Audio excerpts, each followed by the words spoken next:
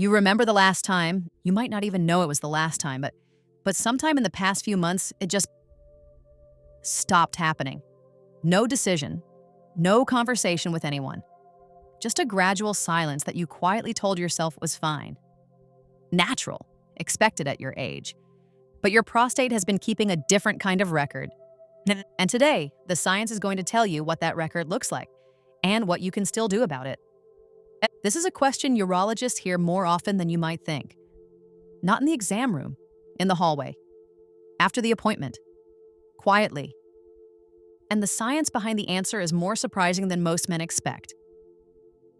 Today, we'll look at 3 things your body goes through when release stops for weeks or longer, starting with your prostate, then your hormones, and finally, muscles. Most men don't even know they have. Each one backed by published research, and most importantly, what that research says you should actually do about it. Whether you stopped on purpose or it just happened gradually, this video is for you. Let's start with your prostate, and because this is where the science gets interesting. Your prostate produces a fluid that makes up roughly 30% of what's released during ejaculation. This fluid contains proteins, minerals, and compounds that support reproductive function. But here's what most men never consider. That fluid doesn't just sit there waiting patiently. When it's not regularly flushed out, it accumulates. Think of it like a pond with no outlet.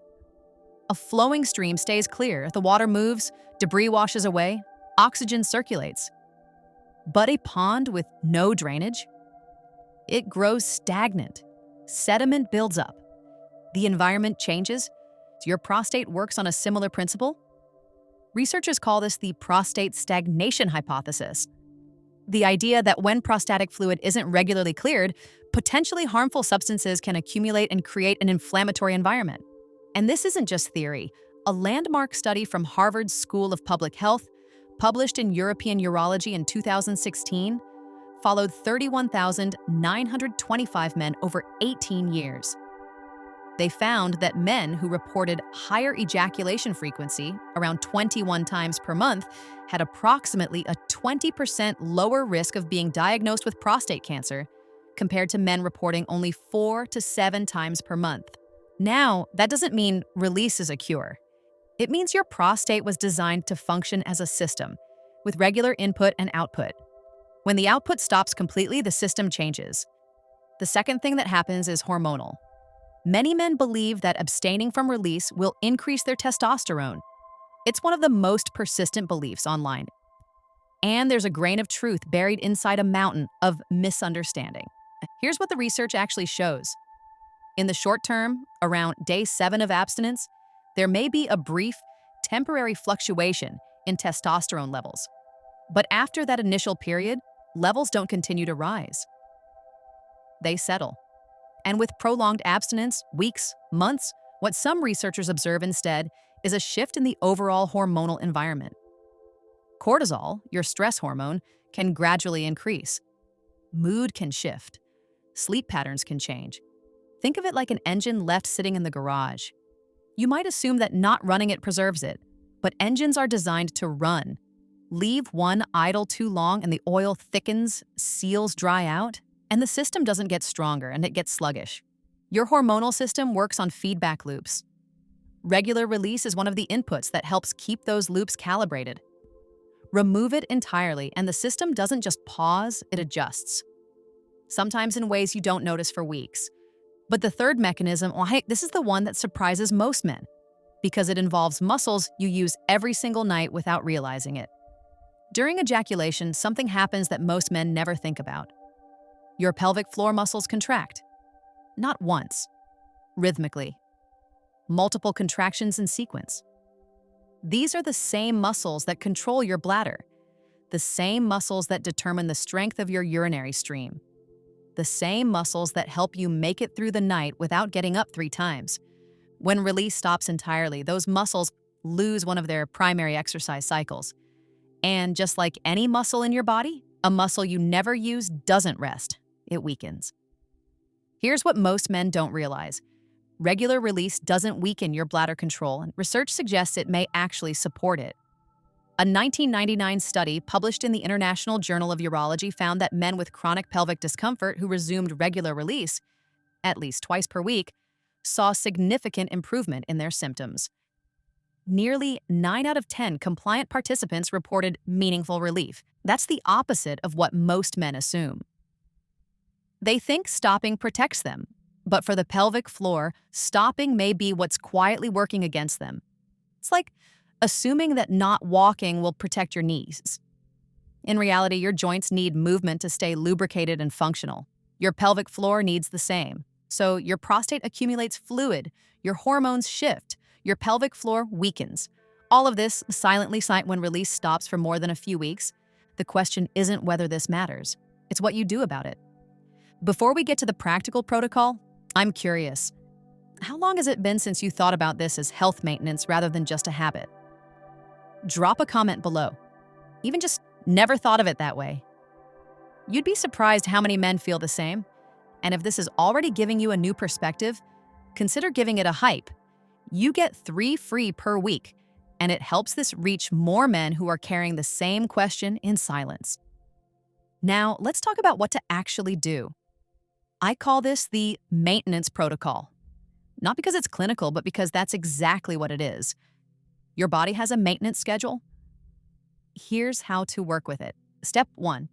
Frequency. Find your sustainable range. Research doesn't prescribe an exact number, and anyone who gives you one is oversimplifying, but the data consistently points in one direction. Some regular release is associated with better outcomes than none at all. For most men over 60, a comfortable range discussed in the literature falls between 2 and 4 times per week. The key word is comfortable. This isn't a performance target. It's a rhythm your body can sustain. The reason? Your prostate's fluid turnover cycle operates on roughly this timeline. Regular clearing helps prevent the stagnation we discussed earlier. Step 2. Timing. Work with your body's natural patterns. Many men find that morning works better than evening, and there's a biological reason. Testosterone levels tend to be naturally higher in the early morning hours. You're working with your body's chemistry, not against it. If mornings aren't practical, any consistent time is better than avoidance. Step 3. Technique. Slow down, pay attention. After 60, nerve sensitivity naturally changes. The approach that worked at 35 may not serve you now. Slower pace, lighter pressure, more attention to sensation rather than outcome. This isn't about performance. It's about allowing your body to complete its natural cycle fully, which means your pelvic floor gets the full contraction sequence it needs. Mr. R, 67, put it best in his own words, and I think many of you will relate. In my old age, I call it prostate maintenance. Changed how I think about it entirely. Now, 3 mistakes to avoid. Mistake 1, stopping completely because I'm too old for that. You're not. Your prostate doesn't know your age. It knows whether its fluid is being cleared or accumulating. Mistake 2, forcing a rigid schedule that creates stress. The moment this becomes a source of pressure, the cortisol spike works against the very benefits you're trying to gain. Listen to your body. Mistake 3, ignoring discomfort. If release becomes painful, if there's blood, if something feels wrong, that's not normal aging. That's your body telling you to see a doctor. Maintenance means paying attention, not pushing through, and here's what to realistically expect over time. Weeks 1 through 2, this is mindset adjustment. If you've been avoiding release, simply resuming without guilt is the first step. You may notice improved sleep or reduced nighttime urgency. Weeks 3 through 5, many men report a gradual shift, better mood, more consistent energy, less pelvic tension. These aren't dramatic changes, they're subtle recalibrations. Weeks 6 through 8, this is when the baseline stabilizes. Urinary patterns may improve. The sense of physical ease in the pelvic area becomes more noticeable. Release isn't recreation, it's regulation. Your body designed this system for a reason, and that reason doesn't expire at 60, or 70, or 80. You're not indulging. You're maintaining. You're not going backward. Why? You're listening to what your body has been quietly asking for. So, take a breath. Let go of the guilt. And know that taking care of yourself in this way isn't something to be ashamed of. It's something to be respected. If this changed how you think about something you've been carrying quietly, hype it. 3 free per week. It takes 3 seconds and helps us reach more men who need to hear this. Now, there's another change that happens quietly after 60 that most men notice but rarely discuss. Your morning response. Why it fades. What's actually happening. And one simple daily habit that research suggests can bring it back. That's the next video, and I think you'll find the science just as surprising.